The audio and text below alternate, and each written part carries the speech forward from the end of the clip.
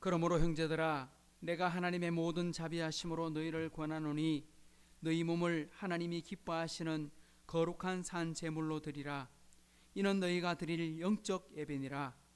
너희는 이 세대를 본받지 말고 오직 마음을 새롭게 함으로 변화를 받아 하나님의 선하시고 기뻐하시고 온전하신 뜻이 무엇인지 분별하도록 하라. 아멘. 참 좋으신 하나님 아버지, 감사합니다. 오늘 또 저희를 사랑하여 주셔서 예배의 자리, 우리 하이섬 공동체의 예배의 자리로 인도해 주신 하나님, 하나님께 찬양과 영광을 돌려드립니다.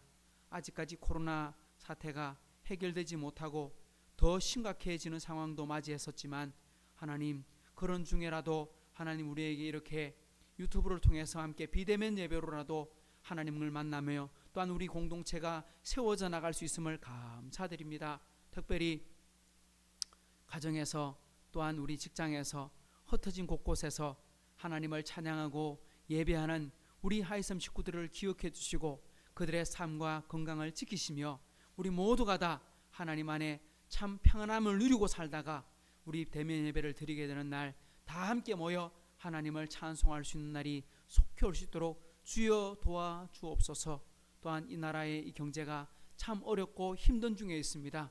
이 문제를 주님 기억하여 주사 참으로 우리나라를 불쌍히 여겨주시고 우리가 돌아보고 우리가 다시 한 번 더 반성해야 될 것이 무엇인지를 찾게 하시고 또한 그 속에 우리 교회가 빛으로 소금으로 역할을 감당해야 될 것은 무엇인지 살펴볼 수 있는 기회 또한 되게 해 주옵소서. 오늘 우리 9월 첫 번째 주일 하나님께 예배를 드리며 나아갑니다.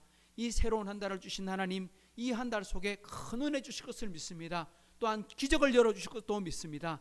도와주시며 인도하시는 하나님 마음껏 찬양할 수 있도록 주여 도와주옵소서. 이 예배의 시종을 주님께 의탁드리며 예수님의 이름으로 의탁하며 기도하옵나이다. 아멘. 찬송가 85장을 찬송하십시다.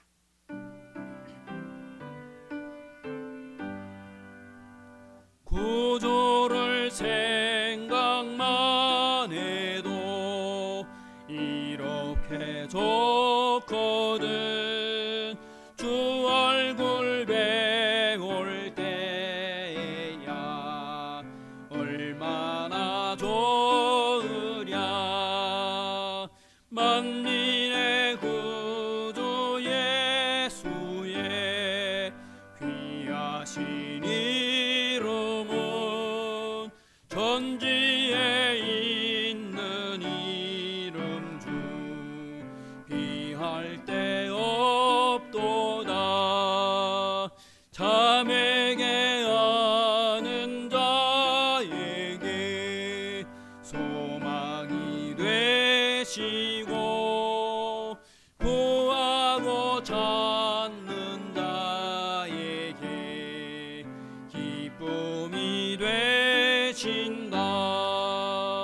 예수의 넓은 사랑을 어찌 다 말하랴. 주 사랑 받은 사람만 그 사랑 알도다. 사랑의 구주 예수여 내 기쁨 되시고 이제로부터 영원히 영광이 되소서.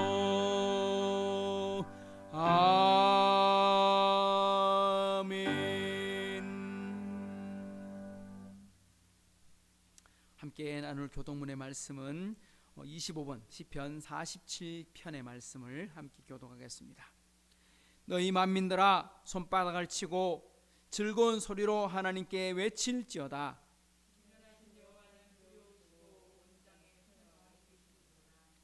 여호와께서 만민을 우리에게 나라들을 우리 발 아래 복종하게 하시며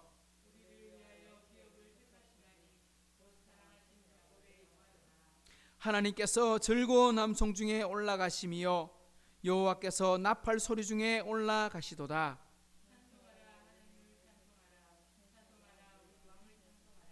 하나님은 온 땅의 왕이심이라 지혜의 시로 찬송할지어다.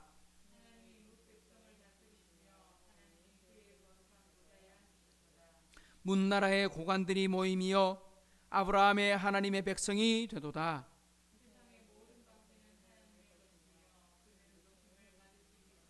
아멘. 전능하사 천지를 만드신 하나님 아버지를 내가 믿사오며 그 외아들 우리 주 예수 그리스도를 믿사오니 이는 성령으로 잉태하사 동정녀 마리아에게 나시고 본디오 빌라도에게 고난을 받으사 십자가에 박혀 죽으시고 장사한 지 사흘 만에 죽은 자 가운데서 다시 살아나시며 하늘에 오르사 전능하신 하나님 우편에 앉아 계시다가 조리로서 산 자와 죽은 자를 심판하러 오시리라. 성령을 믿사오며 거룩한 공예와 성도가 서로 교통하는 것과 죄를 사하여 주시는 것과 몸이 다시 사는 것과 영원히 사는 것을 믿사옵나이다. 아멘. 우리 시간 찬송가 290장 한 번 더 찬송하십시다.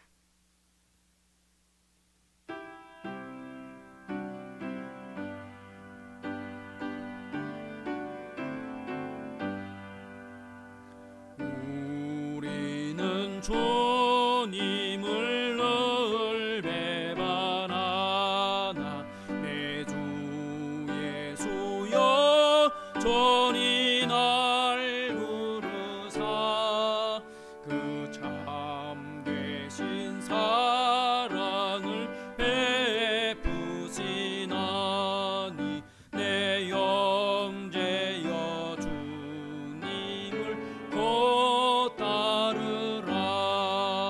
주 널 위해 비네 주 널 위해 비네 주 널 위해 비네 늘 비르시네.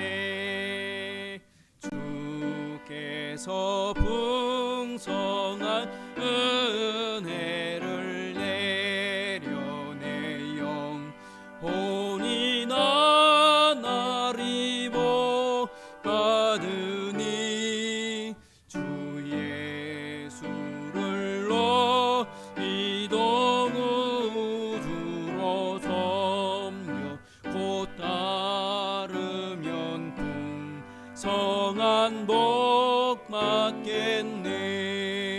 주 널 위해 비네 주 널 위해 비네 주 널 위해 비네 항상 비시네. 무거운 짐 지고 애타는 인생 주 예수께 돌아와고 쉬어라. 예수 너희를 돌보실 때에 참 복락과 함의가 넘치겠네. 주 널 위해 비네 주 널 위해 비네 주 널 위해 비네 항상 비시네.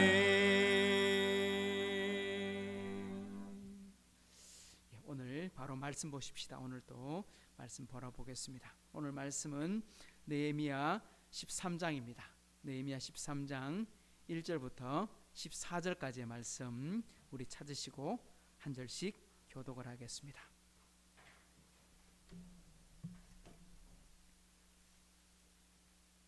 느헤미야 13장 1절부터 14절까지 말씀입니다.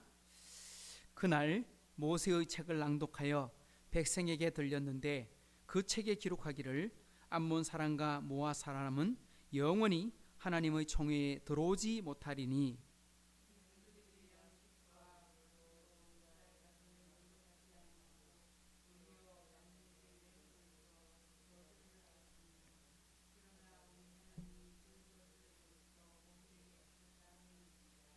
백성이 이 율법을 듣고 곧 섞인 무리를 이스라엘 가운데에서 모두 분리하였느니라.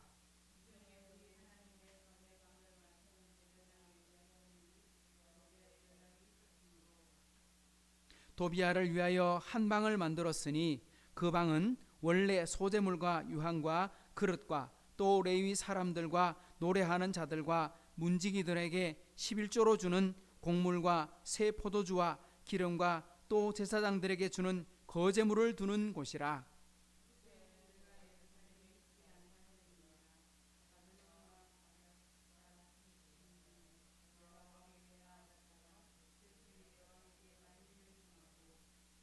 예루살렘에 이르렀어야 엘리야십이 도비아를 위하여 하나님의 전뜰에 방을 만든 악한 일을 안지라.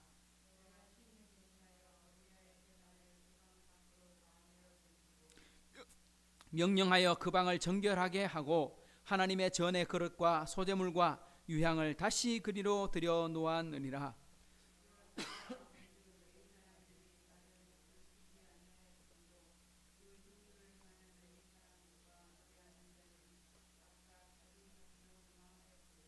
내가 모든 민장들을 꾸짖어 이르기를 하나님의 전이 어찌하여 버림바 되었느냐 하고 곧 레위 사람을 불러 모아 다시 제자리에 세웠으니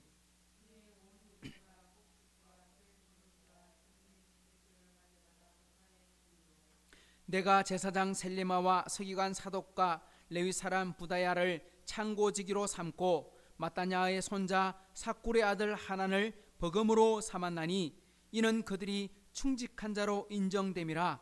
그 직분은 형제들에게 분배하는 일이었느니라.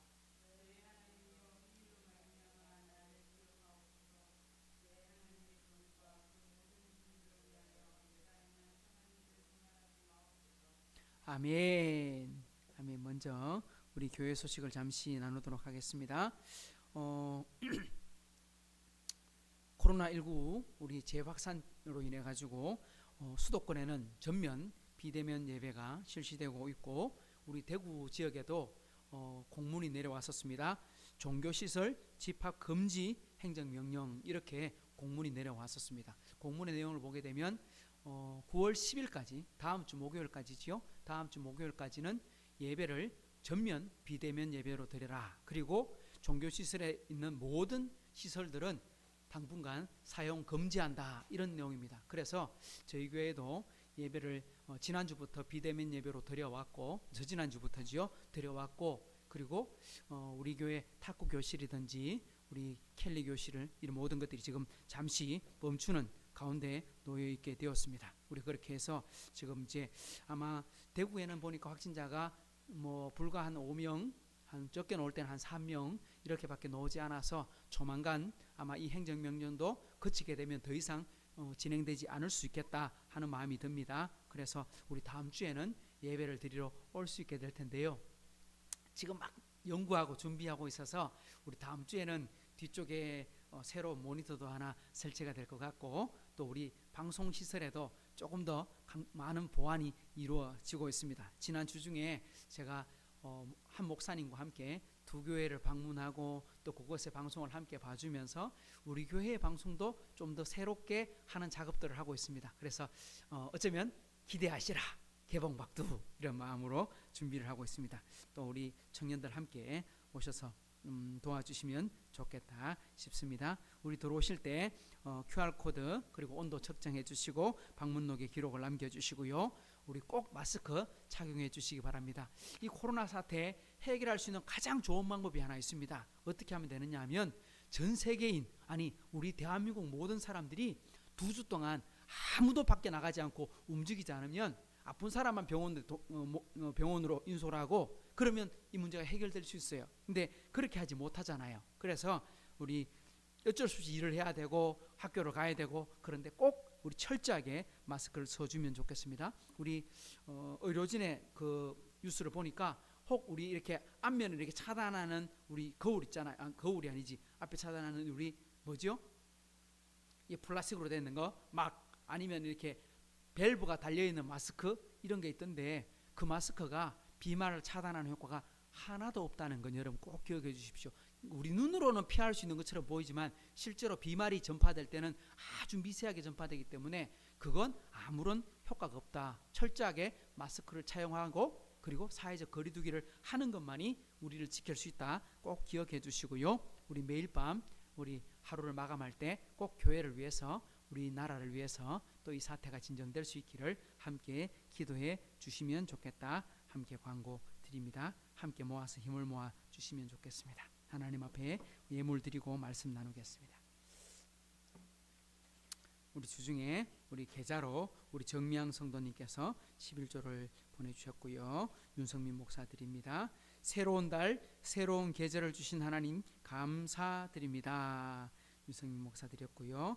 조주영 집사님께서 헌금을 보내주셨고 오늘 아침에 예배를 드리러 준비하셨는데 오지 못하셨습니다. 비대면 예배라 제가 말씀을 드렸습니다. 우리 김옥자 권사님 지난주 중에 우리 또 생일이 있었습니다. 그래서 생일 감사한금을 하나님 앞에 저지난주입니다. 하나님께 드렸습니다. 그리고 성경금 윤성민 목사 드렸습니다. 한번 기도하겠습니다. 하나님 아버지 감사합니다. 오늘 또 저희를 사랑해 주셔서 이렇게 귀한 예배의 자리 하나님 비록 비대면 예배지만 함께 동참하고 참여하게 하시니 감사합니다. 하나님께 나올 때 우리 모두가 다 감사한 마음으로 나오게 주옵소서. 하나님 앞에 감사하면 더 감사할 것 있고 찬송하면 더 찬송할 것 있는 줄을 믿사오니 만가지 은혜로 하나님을 찬양할 수 있도록 주님 도와주시고 하나님 이 코로나 사태가 참으로 빨리 진정되고 우리 모두가 다 하나님께 감사 예배 드릴 수 있도록 주여 도와주옵소서. 수고하고 애쓰는 수많은 의료진과 당국자들을 기억해 주시고 공무원들을 기억해 주시고 그 모든 손길에 복을 주셔서 참으로 하나님의 은혜가 그 모든 봉사하는 분들의 손길 가운데 충만하게 나타나게 해주시고 오늘 또 참여한 우리 성도들 11조를 드리는 성도들 주일헌금을 드리는 성도들 감사헌금과 성경헌금을 드리는 모든 분들에게 하나님의 큰 은혜와 복을 내려주시옵소서. 오늘 또 부족한 종이 준비한 말씀 가운데도 은혜 주실 것을 믿사오며 예수님의 이름으로 감사 기도드리옵나이다. 아멘.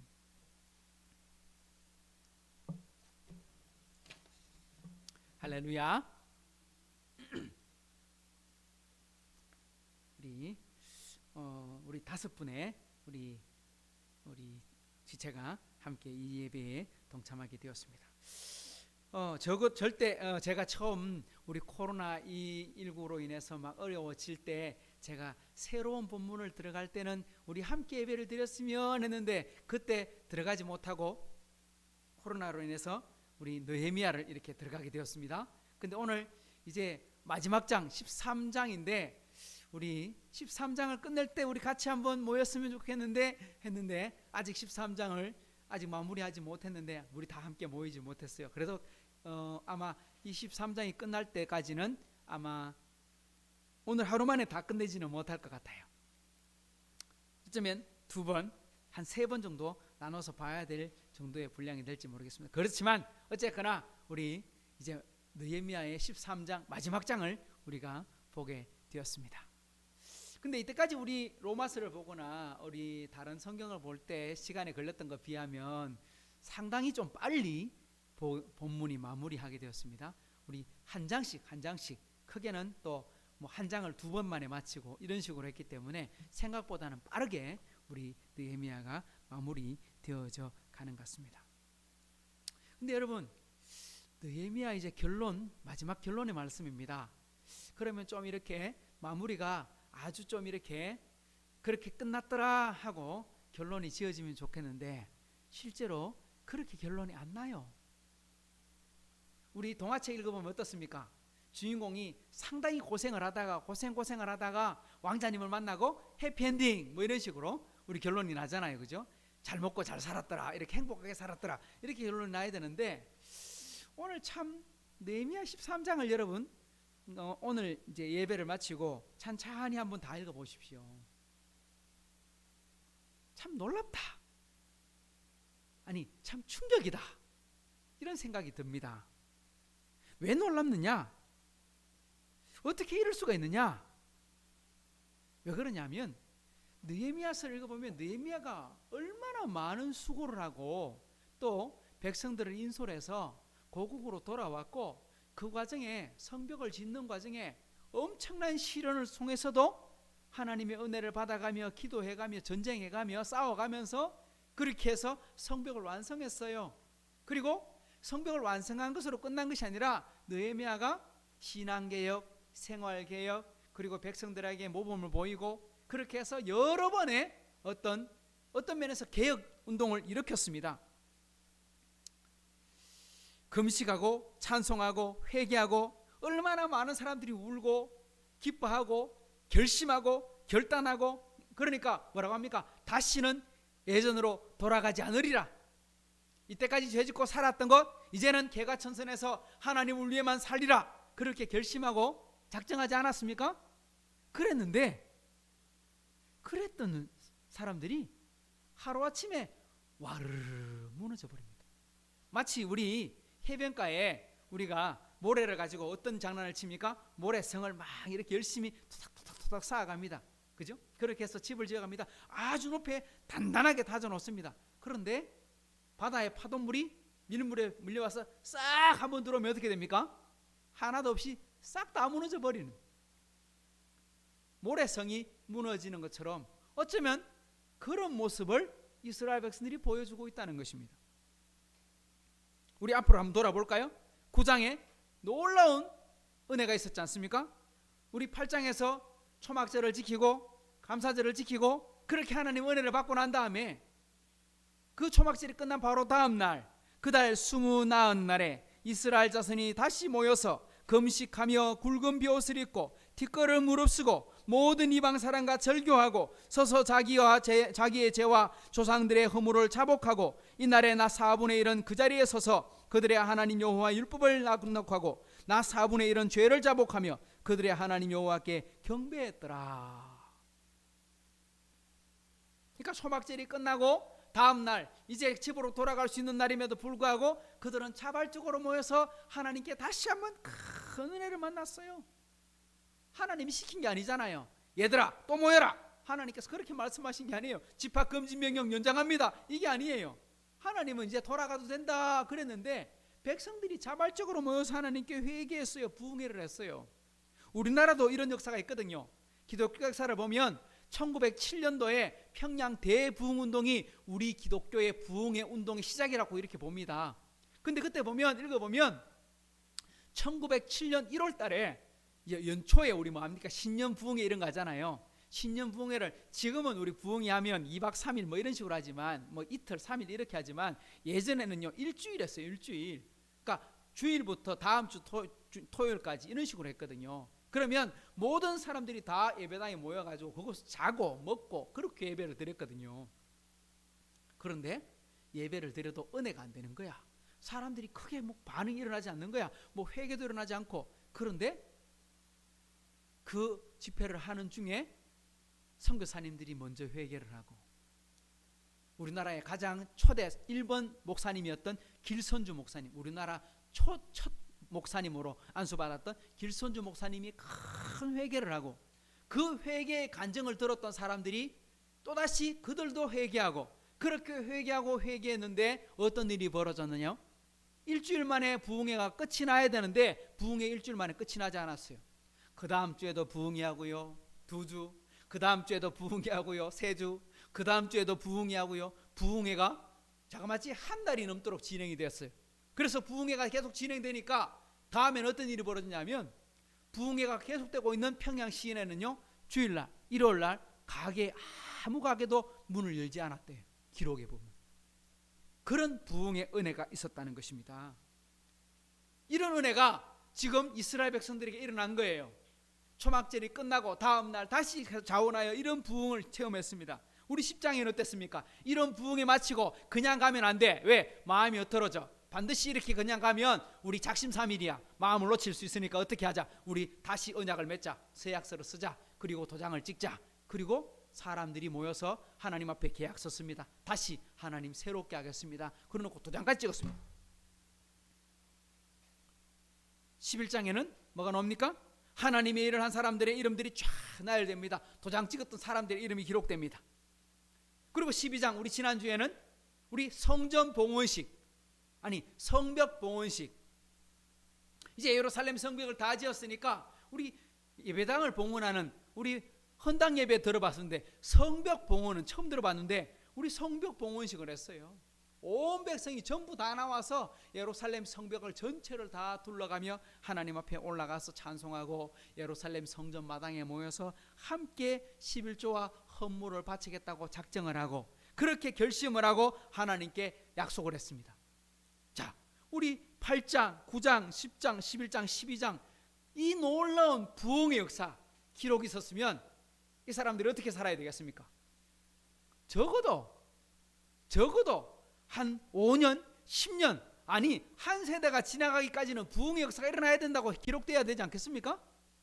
그런데 오늘 13장을 읽어보면 어떻게 시작하느냐? 또다시 부패합니다. 또다시 예전 모습을 보고 그대로 돌아가 버립니다. 완전히 10장 이전으로 그냥 돌아가 버립니다. 이게 뭡니까? 그들이 너무너무 악한 사람들이기 때문에 그렇습니까? 아닙니다. 그 말이 아닙니다. 오늘 느헤미야서가 가르쳐주는 내용은요, 이게 인간의 본성이다, 이걸 가르쳐주는 것입니다. 우리 인간이 이런 존재라는 것입니다. 우리 인간의 부패성이, 인간의 타락함이 바로 이런 존재라는 것입니다. 아담이 타락하고 죄를 어떻게 했습니까? 죄를 떠넘겼어요. 사람들에게 떠넘겼어요. 그것처럼 우리 인간들은 죄를 지으면 그 죄를 벗어나지 못하고 날마다 그 죄악 가운데 살고 뒹굴고 살고 또다시 회개하지만 여전히 그 죄악 가운데 돌아갈 수밖에 없는 그런 인간의 본성의 모습을 가지고 있다, 이걸 보여주고 있어요. 그래서 우리는 뭐 해야 되느냐? 반대로 따라합시다. 날마다 개혁해야 합니다. 개혁하고 개혁해야 되는 것입니다. 날마다 개혁하고 개혁해야 되는 것입니다. 우리 1517년 10월 31일 날 마르틴 루터가 종교개혁문, 그러니까 그 95개조 반박문을 그 비텐베르그 성문에 붙여서 종교개혁이 시작됐습니다. 그들이 그때 종교개혁을 했다고 개혁이 완성된 게 아닙니다. 그것은 종교개혁이라고 말하지만 실제로는요, 신앙의 개혁이었습니다. 무슨 신앙의 개혁이냐? 율법주의, 의식주의, 사제주의. 그러니까 쉽게 말하면 캐톨릭 교회가 하나님의 말씀을 벗어나서 율법대로 살려고 하고 의식대로 살려고 하고, 그래서 의식이 많이 늘어났습니다. 이거 성경과 아무 상관없어요. 그런데 그런 의식이 예식에 들어와 있고, 그리고 하나님을 바로 만나는 것도 못하게 했고, 성경을 읽지도 못하게 했고, 그 모든 것들을 깨트린 게 뭐냐? 종교개혁이었어요. 근데 종교개혁의 정신이 뭐냐? 말씀으로 돌아가자, 하나님께로 돌아가자, 참된 교회로 돌아가자. 그러니까 한번 따라합시다. 말씀 중심, 하나님 중심, 교회 중심. 이게 종교개혁의 정신이고, 제일 먼저 나오는 말씀으로 돌아가자, 이게 바로 종교개혁입니다. 이게 개혁입니다. 이게 개혁. 그러니까 개혁한다는 게 뭐냐? 바로 하나님께로 돌아가자. 하나님께로 돌아가는데 뭘로 돌아가자? 말씀으로 돌아가자. 여러분, 우리 하이섬교회가 속해 있는 우리 교회 뭐라고 부릅니까? 어떤 교회라고 부릅니까? 우리 개신교회를 뭐라고 불러요? 우리 하이섬교회가 속해 있는 예장 합동측의 교회를 무슨 교회라고 불러요? 대한예수교 장로회, 이렇게 말씀하죠. 그죠? 그러니까 그 말은 장로교회다, 이런 뜻입니다. 제가 어릴 때 다니던 하양교회 주보에 보면 영문으로 이렇게 되어 있어요. 하양 프레스바이테리언 처치, 이렇게 기록되어 있었어요. 그 말은 뜻은 뭐냐니까, 장로교회라는 원뜻은요, 장로가 주인이다 이런 뜻이 아니고 장로회주의, 이런 뜻입니다.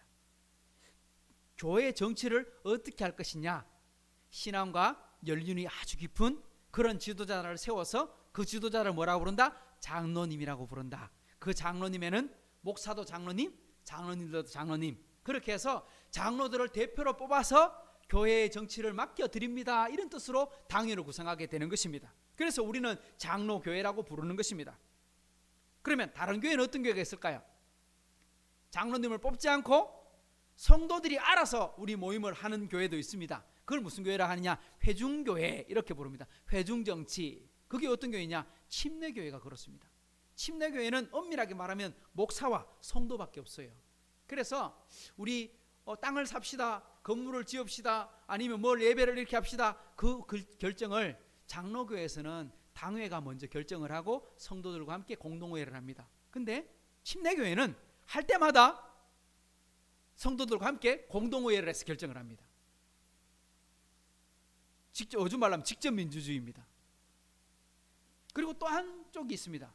감독 정치가 있습니다. 감독 정치. 감독 정치란 말은 모든 정치의 권한을 목사님에게, 장로님에게, 감독에게 맡겨드립니다. 그래서 감독, 지금으로 말하면 목사입니다. 그게 이제 감리교인데, 감리교는 목사님이 최고예요. 목사님 결정하면 무조건 법이에요. 근데 침례교도 성도들이 많아지면, 성도들이 말하는 게 너무 다수가 많아지면 의견이 하나가 되잖아요. 그래서 목사님의 힘이 또 세집니다. 뭐 장로의 주인은 당연히 목사님이 힘이 셀 수밖에 없죠. 뭐 정치의 형태는 다 다를지는 모르겠지만 오늘날 한국교회는 보면 대부분 다 뭐 어쩌면 종교 개혁 시대나 별로 다를 바 없이 많이 부패하고 사람들에게 인정받지 못하는, 우리 뒤에 붙여놨던 것처럼 너희 착한 행실을 보고 하늘 아버지께 영광을 돌리게 해라 하는 말이 사라져버리는 그런 우리 참 초라하고 부족한 모습 속에 있는 것 같아요. 우리 하이섬교회 정치체제로는 장로회 주의 교회인데요, 이거는 정치적인 의미로 붙여진 거예요. 또 어떻게 운영해 나갈 것인가. 신학적인 모습으로 보면 우리 교회를 뭐라고 부르느냐? 한 번 더 따라할까요? 개혁주의 교회, 리폼드 처치 이렇게 부르는 것입니다. 개혁교회, 그러니까 침례교회든 장로교회든 감리교회든 아니면 성공회든 이 모든 교회를 신앙적으로 보면 뭐라고 불러야 되느냐? 개혁교회라고 불러야 됩니다. 개혁교회, 개혁주의 교회. 개혁교회란 말은 무언가 다른 새로운 것을 만들어내는 것이 아니라 하나님의 말씀으로 벗어난 것을 원위치대로 돌려놓아라, 그런 뜻입니다. 말씀으로 돌아가자. 이때도 보십시오. 느헤미야 시대도 보십시오. 바벨론 포로에 잡혔다가 70년 동안 엄청나게 고생을 했어요. 이스라엘로 돌아가면 어떻게 살겠다? 말씀대로 살겠다. 하나님의 말씀대로 살겠다. 순종하겠다. 그랬는데 돌아왔는데 조금 힘드니까 옛날로 돌아가 버렸어. 성전을 지어야 됩니다 했는데 성전 짓는데 방해가 조금 있으니까 성전 짓지도 못하고 그냥 그대로 살아가는 거예요. 옛날 모습 그대로. 학개 선지자 스가랴 선지자가 성전을 지어야 됩니다. 우리 산에 나무에 산을 베고, 우리 산에 가서 나무를 베고 돌을 가지고 와서 하나님의 집을 지읍시다. 우리는 집 잘 짓고 살면서 하나님의 집이 이랬어야 되겠습니까? 책망을 하니까 그제서야 하나님께 돌아와서 하나님의 집을 지었습니다. 짓는데 10년 걸렸습니다. 느헤미야가 돌아와서 지금 성전만 지으면 뭐합니까? 성벽이 무너졌는데 성벽 새로 짓고 우리 이 부끄러운 역사를, 치욕적인 역사를 바로잡읍시다. 그래서 52일 만에 성벽을 완공했습니다. 앞에 말했던 것처럼 감사예배도 드렸어요. 부흥회도 했어요. 헌당식도 했어요. 그러면 성령 충만해가지고 찬송하고 감사하고 기도하며 살 줄을 알았는데 어떻습니까? 원래대로 돌아가 버렸습니다. 그들이 못나서 그런 게 아니라는 겁니다. 이게 인간의 본성입니다. 이렇게 인간이 나약한 거예요. 우리가 하나님의 말씀대로 살겠다고 다짐하지만 이렇게 무너지는 게 인간이기 때문에 우리는 날마다 하나님께 다시 한번 삶을 돌아보고 하나님의 말씀 앞에 우리 인생을 돌아봐야 되는 것입니다. 그래서 오늘 제목을 뭐라고 했다고요? 개혁은 계속되어야 합니다.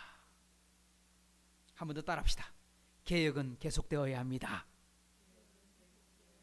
신앙개혁은 계속되어야 합니다. 자, 오늘 그러면 우리 13장의 본문으로 한번 들어와 보십시다. 왜 이래 됐을까? 여러분, 왜 느헤미야와 함께 그렇게 놀라운 일들을 이루었는데 왜 이스라엘 사람들은 이렇게 무너져 버렸을까요? 이유가 뭘까요? 지금까지 잘해왔잖아요.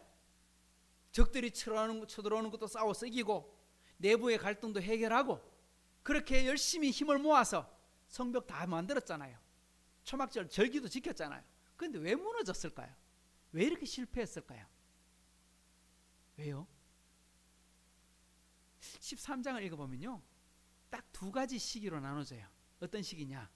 느헤미야가 예루살렘에 있던 시기와 예루살렘이 없던 시기. 느헤미야가 자리를 비웠던 시기에 어떻게 됐어요? 예전으로 돌아가 버렸어요. 마치 뭐와 같아요? 이스라엘 백성들이 출애굽을 했어요. 광야로 하나님이 인도함을 받았어요. 하나님께서 모세를 시내산에서 불러서 40일 동안 40주야를 하나님과 독대하면서 율법을 받고 십계명을 받고 하나님과 교제하고 하나님의 음성을 듣고 40일 동안 산에 있는 동안 이스라엘 사람들이 뭐 했어요? 밑에서는 송아지를 만들고 우상에게 절을 하고 제사를 드리면서 타락하고 무너져 버렸어요. 모세가 잠시 자리를 비웠는데 마치 그런 것 같아요. 우리 하나님 앞에 우리가 계속 서 있어야 되는데 잠시 뭐가 없으니까, 지도자가 사라지니까, 말씀을 바로 가르치는 지도자가 사라지니까, 그 자리에 눈을 떼니까 바로 무너져 버리는 게 인생의 모습이더라. 오늘 6절 말씀을 한번 보십시오. 뭐라고 되어 있습니까? 그때에는 내가 예루살렘에 있지 아니하였느니라. 바벨론 왕 아닥사스다 32년에 내가 왕에게 나아갔다가 며칠 후에 왕에게 말미를 청했다. 이렇게 돼 있죠. 여기 보면 아닥사스다 왕 몇 년? 32년. 원래 느헤미야가 총독으로 올 때는 몇 년? 혹시 여러분 기억하십니까? 아닥사스다 왕 20년 기슬르월에 1장을 시작할 때 그렇게 시작합니다. 그리고 기도할 때 20년 니산월에 응답을 받고 총독으로 파견을 오게 됩니다. 그러니까 아닥사스다 왕이 즉위한 지 20년 때 하나님께서 느헤미야에게 은혜를 주셔서 고향으로 돌아가게 만들었습니다. 고향에 돌아와서 예루살렘 총독으로 몇 년을 있었어요? 우리 느헤미야서를 읽을 때 우리 느헤미야서가 기록이 그냥 단순히 이렇게만 우리 짧게 기록되어 있지만 12년 동안 총독의 일을 보고 있었던 거예요. 총독의 일을 보고 총독의 일을 마치고 자리를 잠시 비웠어요. 얼마 동안 비웠을까요? 이제 고국으로, 그러니까 고국이 아니지, 느헤미야가 페르시아로 돌아가는 거지. 왕에게 보고하러 가야 되죠. 우리 성벽 다 지었고 이렇게 일이 완수되었습니다. 근데 그 길이 12년 걸렸어요. 12년. 그렇게 걸려가지고 왕에게 돌아가서 보고하고 돌아가는 중에 누구를 만났을까요? 가는 길에 만나는 여러 총독들이 있겠죠. 지방 관리들이 있겠죠. 그 사람들과 만나서 왕에게 보고할 서류들을 함께 받고 그리고 의논하고 그렇게 돌아가겠죠. 우리 이스라엘 땅에서 페르시아까지 가는데 상당히 시간이 걸립니다. 우리 아브라함이 바로 페르시아에서 가나안 땅까지 걸어왔거든요. 똑같이 가는 거예요. 가는데 적어도 4, 5개월이 걸려요. 그 당시는 지금처럼 뭐 이런 빠른 뭐 자동차나 비행기가 있는 게 아니니까 낙타를 타고 가야 되는 사막을 지나가야 되거든요. 그렇게 가니까 4, 5개월은 걸려서 가서 왕을 만나고 왕을 아련하고 설명을 하고, 왕이여 아직까지 완수가 덜 끝났습니다. 내가 돌아가서 좀 더 결론을 짓고 다시 돌아와서 왕을 섬기겠습니다. 그렇게 허락을 받고 고향 땅으로 돌아옵니다. 가는데 4개월이면 오는데도 4개월이니까 아마도 제 생각에는 한 1년은 걸린 것 같아요. 그 1년 사이에 어떤 일이 벌어졌는가, 그걸 이야기하는 겁니다. 오늘 1절부터 3절까지는 느헤미야가 그곳에 머물러 있는 동안, 그러니까 이스라엘 땅에 있는 동안 초막절을 마치고 벌어졌던 그 부흥의 시기의 마지막의 기록입니다. 그 기록, 그리고 잠시 자리를 비우고 벌어지는 일, 그리고 마지막의 이야기들은 돌아오고 나서 느헤미야가 보여주는 일들을 기록하고 있는 것입니다. 자, 그러면 느헤미야가 있을 때 어떤 일이 있었는가? 마지막 개혁의 결론입니다. 1절을 우리 한번 읽어봅시다. 시작. 그날 모세의 책을 낭독하여 백성에게 들렸는데 그 책에 기록하기를 암몬 사람과 모압 사람은 영원히 하나님의 총회에 들어오지 못하리니. 여러분, 그날은 어떤 날일까요? 그날 모세의 책을 낭독했다. 그날이 어떤 날일까요? 12장 어떤 날이었어요? 성벽을 봉헌했는 날. 그날 이스라엘 백성들 전체가 다 모여서 하나님께 예배했던 날 아닙니까? 그날 그냥 백성들이 봉헌식만 한 게 아니고 그때 성경을 읽었어요. 무슨 성경을 읽었느냐? 느헤미야가 성경표가 있는데 어디 끌냐니까 신명기 23장의 말씀을 읽었어요. 모세 오경 중에 모세의 책을 낭독했다 했으니까 모세 오경 중에 하나 신명기를 읽었는데 23장을 펴서 읽었어요. 그 내용을 읽어보니까 어떤 내용이 나오느냐, 암몬 사람과 모압 사람들은 신명기에 보면 뭐라고 되니까 10대가 아니라 영원토록 이스라엘 총회에 들어오지 못할 것이다 하고 기록되어 있거든요. 2절 계속 읽어봅니다. 이는 그들이 양식과 물로 이스라엘 자손을 영접하지 아니하고 도리어 발람에게 뇌물을 주어 저주하게 하였음이라. 그러나 우리 하나님이 그 저주를 돌이켜 복이 되게 하셨다 하였는지라. 여기 보면 암몬 사람 모압 사람은 영원히 하나님의 총에 이스라엘 땅에 들어오지 못한대요. 그 말은 암몬 사람과 모압 사람 이방인들은 예루살렘 성전에서 예배 드릴 수 없다 이런 말입니까? 이 정도 뜻이 아닙니다. 그 사람들과 교제하지 말아라. 장사하지도 말고 문화교류도 하지 말고 어떤 일도 함께 하지 마라 이런 말입니다. 왜 들어오지 못하게 하느냐? 출애굽을 할 때 여러분 이스라엘 백성들이 광야 생활을 마치고 이제 가나안 땅 들어가야 돼요. 우리 지도를 하나 보여주실까요? 이스라엘 백성들이 40년 광야 생활을 한 모습이 저렇게 지도로 나와 있는 거예요. 중간에 미디안 광야를 지나가지고 그죠? 시내산에서 하나님의 성경을 받고 그리고 가나안 땅에 들어가려고 했었어요. 저 이제 가데스 바네아에서 하나님의 말씀을 받고 들어가는데 어디로 들어가느냐? 40명의 12명의 정탐꾼이 40일 동안 정탐했어요. 근데 실패했어요. 왜냐? 부정적인 응답을 하는 바람에 들어가지 못하고 다시 원위치 해서 광야 생활 뺑뺑뺑뺑뺑뺑 40년 동안 고생을 하다가 이제 가나안 땅으로 들어가야 됩니다. 근데 들어가는데 어디로 들어가느냐면 요단강을 동편에서 요단강 서편으로 예루살렘으로 들어갑니다. 근데 들어가는 길엔 뭐가 있느냐니까 밑에 뭐가 있어요? 에돔을 지나고 모압을 지나고 암몬을 지나게 되어 있어요. 근데 여러분 모압이나 암몬이나 그리고 에돔이나 이 사람들은 전부 다 어떻게 보면 이스라엘과 남남이 아니에요. 에돔은 야곱의 형의 후손들이고 암몬과 모압은 아브라함의 조카 롯의 후손들이잖아요. 그러니까 이스라엘 사람들에게 말하면 아브라함의 아들 이삭과의 관계로 친다면 그 사람들은 롯은 누굽니까? 이삭의 사촌이에요. 사촌. 형제예요. 형제. 형제의 나라. 우리 좋은 말 쓰잖아요. 우리 형제의 나라, 피로 맺은 나라 이런 말 쓰잖아요. 피는 물보다 진하다. 그죠? 우리가 남이가. 그런데 암몬과 모압이 이스라엘 사람들이 그 땅을 지나가려고 할 때 뭐처럼 되었어요? 남처럼 되었어요. 원수처럼 되었어요. 지나가지 마세요. 우리 땅 밟고 지나가지 마세요. 아니 우리 좀 지나가게 해주십시오. 지나가야 좀 빨리 갈 수 있습니다. 우리가 다 내겠습니다. 물값도 내고 양식값도 드리고 다 하겠습니다.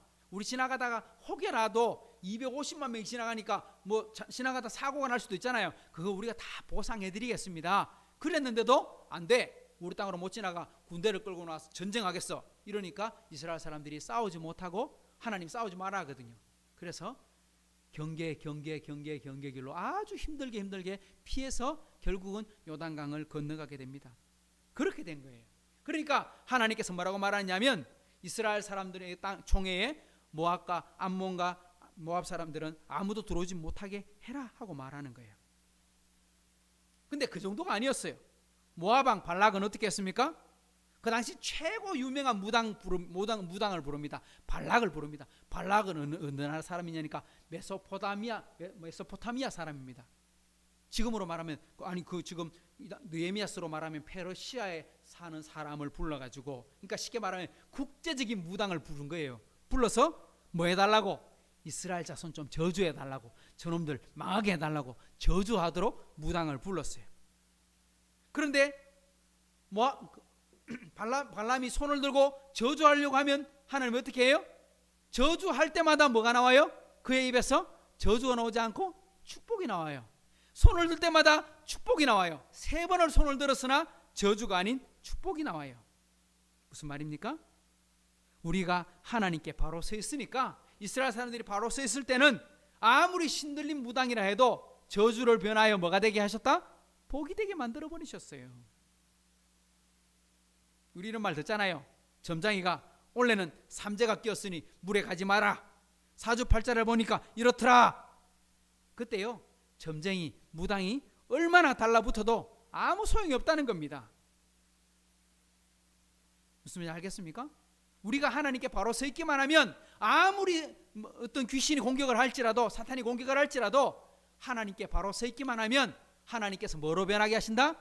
저주를 변하여 복이 되게 만들어 주십니다. 제 경험 중에 하나가 이런 게 있었습니다. 어떤 성도가 예수님을 믿게 되었어요.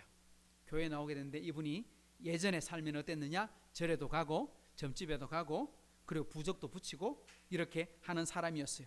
신방을 와달라고 해서 가보니까 곳곳에 뭐가 있냐? 불상도 있고 염주도 있고 부적도 붙어 있어요. 근데 예수를 믿고 나니까 이제 이게 필요가 없어졌는데 자기 손으로 치울 수가 없는 거예요. 왜? 이거 치웠다가 어떻게 될까봐. 혹시 해코지 당하는 건 아닐까? 혹시 어려움 당하는 건 아닐까? 부적 뗐다가 우리 가족 중에 누가 다치는 건 아닐까? 이런 생각이 있으니까 손을 못 대고 어이구 겁나서 못 대고 있는 거예요. 그래서 우리가 그런 말을 했습니다. 함께 신방 갔던 목사님과 함께 갔는데 뭐라고 이야기했냐? 하나님 외에 이 땅에 어떤 신도 존재하지 않습니다. 예수의 이름이 누구보다 셉니다. 어떤 귀신들보다도 예수의 이름이 셉니다. 그래서 예수의 이름으로 명하면 모든 것이 다 물러갑니다. 그리고 부적도 떼고 염주도 떼고 불상도 떼고 다 걷어가지고 나왔습니다. 제 손으로 다 치웠거든요. 그러면 제가 잠자다가 어떻게 귀신에 눌리거나 아니면 고통을 당하거나 아니면 자빠지거나 혹시 물에 빠지거나 그랬느냐? 한 번도 그런 적 없어요. 한 번도 그런 일이 없어요. 그런데 예수 믿는 우리들이 뭐라고 말하느냐? 물에 가지 마라 그렇게 말했으니까 안 간다고 손해볼 건 없지 않느냐? 우리 사주팔자 보는 거 재미로 보는데 뭐 별거 있겠느냐? 이게 망하는 거다. 이게 망하는 거. 하나님을 믿어야지 누구 말을 믿는다는 겁니까? 아시겠지요? 우리가 하나님 앞에 바로 서 있는 동안에는 누가 저주를 한다고 해도 하나님은 저주를 변하여 복이 되게 만들어주시는 분인 줄을 믿으시기 바랍니다.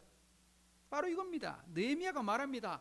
혹시 여러분 중에 암몬이나 모압 사람과 관계된 거 있습니까? 그러면 끊어버려야 됩니다. 철저하게 끊어버려야 됩니다. 동거래 하십니까? 끊어버리십시오. 사귀는 사람 있습니까? 끊어버리십시오. 어떤 관계든지 다 끊어버리십시오. 그랬더니 어떻게 됐어요? 3절을 보세요. 시작. 백성이 이 율법을 듣고 곧 섞인 무리를 이스라엘 가운데서 모두 분리하였느니라. 야, 이때까지는 잘했어요. 이때까지는 말씀대로 살았어요. 이게 바로 뭡니까? 회개입니다. 회개. 이게 바로 개혁입니다. 어떻게 했느냐? 백성들이 그 말씀을 들었어요. 듣고 바로 순종했어요. 순종했는데 뭐라고 순종했어요? 어떤 걸 순종했어요? 말씀 보니까 섞인 무리. 여러분, 섞인 무리가 뭐예요? 섞인 무리, 뭐가 섞였다는 거예요? 섞였다, 뭐가 섞였다는 거예요?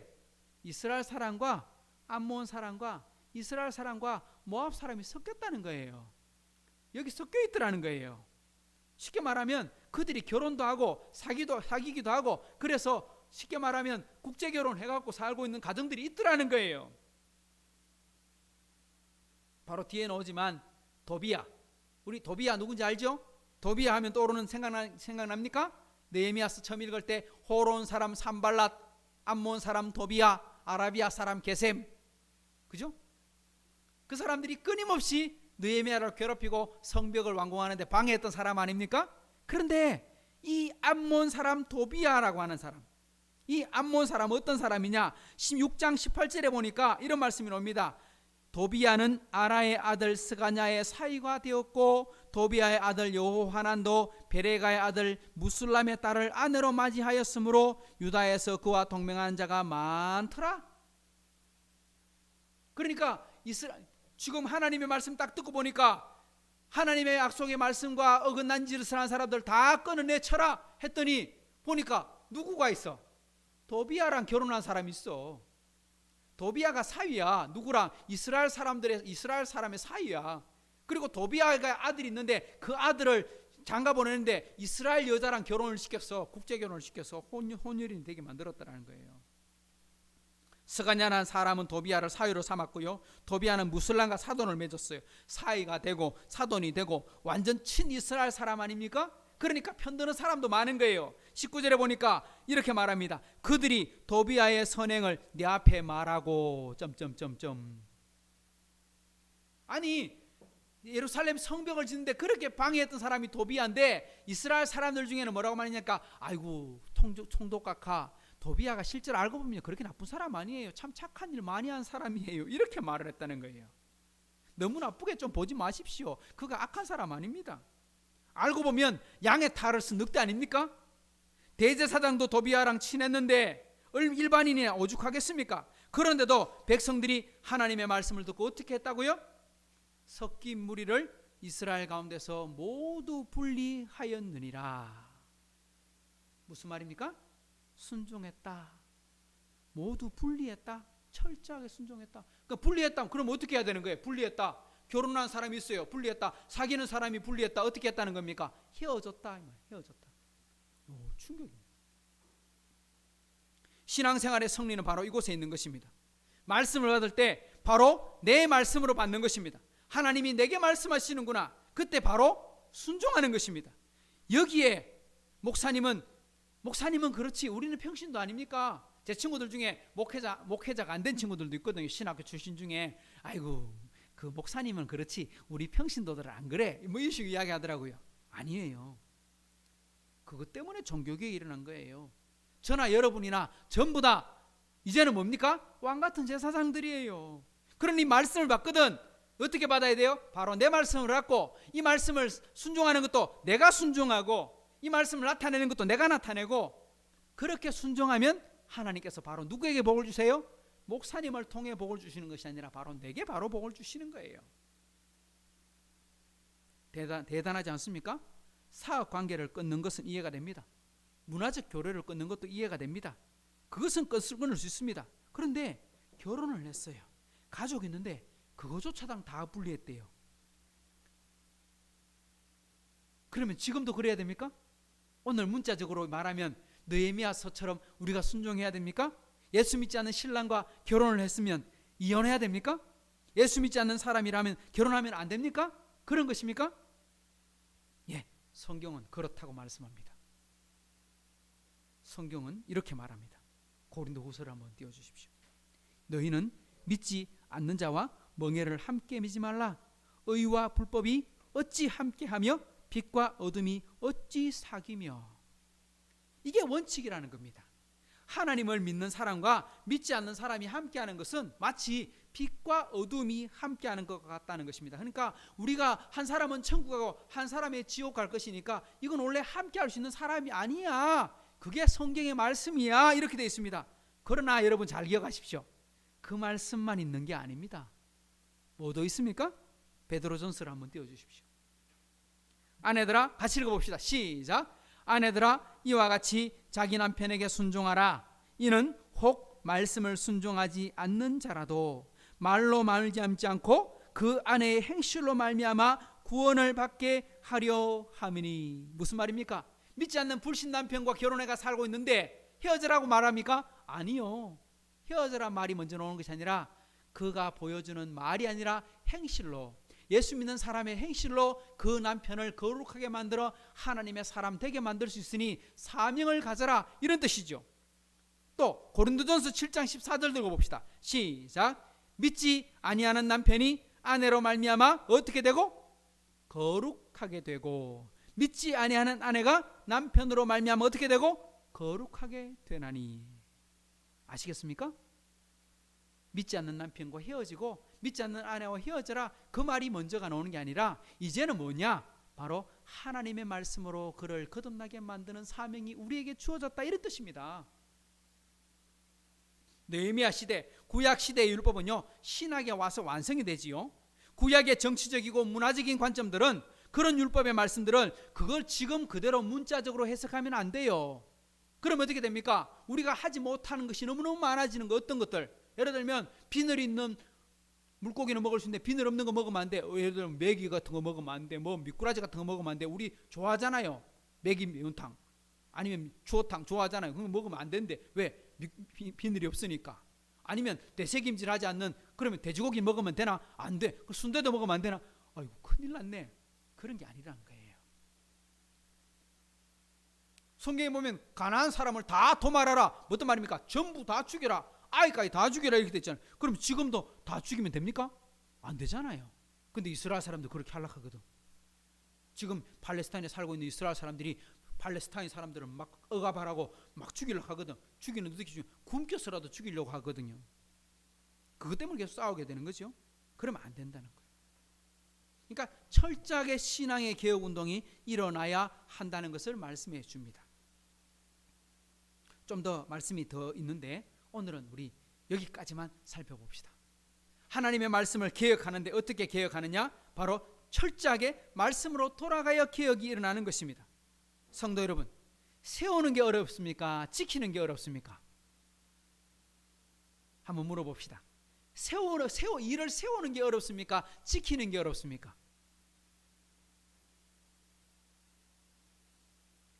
이제 영상은 그만 내보내고 자막은 그만 내보내고 저를 내어주세요. 제가 나가고 있습니까? 요거 유튜브는 좀 늦게 나오네요. 세우는 게 어려워요? 지키는 게 어려워요? 실제로 세우는 것보다 지키는 게 더 어려워요. 그러니까 개혁운동을 하는 거는 그때는 열심히 잘할 수 있지만 그것을 계속하는 건 쉬운 게 아니에요. 우리는 날마다 우리의 삶을 개혁하지 않으면, 우리의 삶을 돌아보지 않으면 어느새 어떻게 됩니까?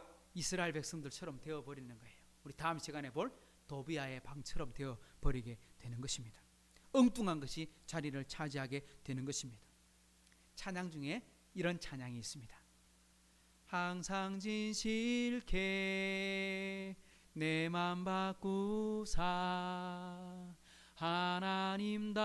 하나님답게 하여 주소서. 이런 찬양이 있어요. 항상 진실케 내 맘 바꾸사 하나님답게 하여 주소서. 항상 진실하게 되려면 날마다 우리가 삶을 돌아보지 않으면 진실해질 수 없습니다. 우리가 날마다 개혁하지 않으면 우리의 삶이 온전해지지 않습니다. 이스라엘 백성들은 그렇게 하나님의 말씀에 충성했음에도 불구하고 순식간에 허물어지는 것을 우리는 눈으로 보고 있습니다.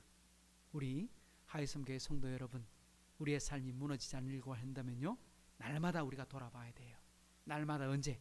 밤 11시 기도하면서 우리의 삶을 돌아보세요. 하루를 시작할 때 하나님의 말씀으로 여러분의 삶을 비춰보세요. 그리고 하루를 살아가면서 하나님과 동행해 보세요. 그게 우리가 날마다 우리의 삶을 개혁하는 것입니다. 그래야 우리 인생이 새로워질 수 있습니다. 이런 새로움으로 저와 여러분들이 하나님 앞에 세워져 나가는 온전한 저와 여러분 되기를 다시 한 번 더 축복합니다. 기도하십시다. 하나님 아버지 감사합니다. 오늘 또 저희들이 하나님께 나아가며 하나님 다시 한번 우리가 말씀 앞에 돌아봅니다.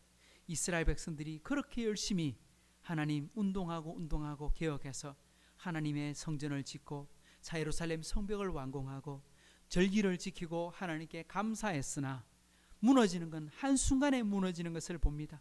이스라엘 백성들의 삶이 바로 어쩌면 우리들의 삶이 아닙니까? 우리들의 삶이 이렇게 무너지지 않습니까? 결심했습니다. 다시는 이런 일 하지 않겠습니다. 다시는 술을 마시지 않겠고, 다시는 담배를 피지 않겠고, 다시는 도박하지 않겠고, 다시는 죄를 지지 않겠고, 그런 결심하지만 우리 이 결심이 온전히 가지 않음을 우리는 보게 됩니다. 그것만 있는 것이 아닙니다. 하나님, 우리가 하나님 말씀을 보아야지, 하나님께 기도해야지 하면서도 우리는 쉽게 무너지는 우리의 모습을 바라봅니다. 그때 오늘 이 말씀을 기억하게 해 주옵소서. 철저하게 결단하고 끊었던 이스라엘 첫 번째 사람들의 삶절처럼, 그렇게 순종했던 삶처럼 오늘 우리도 그렇게 철저하게 순종하고 그 순종을 하나님 처음 세운 것이 아니라 계속 지켜나갈 수 있도록 우리 하이섬교회 성도들에게 복을 주시고 부족한 종에게도 복을 주시고 우리 하이섬교회 모든 식구들이 살아가는 모든 날 동안, 특별히 이제 주일을 지나고 일주일 동안 삶을 살아가면서 그렇게 충성하고 살아가도록 주여 도와주옵소서. 이제는 우리 주 예수 그리스도의 은혜와 하나님의 사랑과 성령의 교통하심이 오늘 함께 하나님 앞에 날마다 기억하기를 원하는, 날마다 새로워지기를 다짐하는 우리 하이섬교회 모든 성도들의 삶과 가정 위에, 사업 위에 이제로부터 영원토록 함께 있을지어다. 아멘.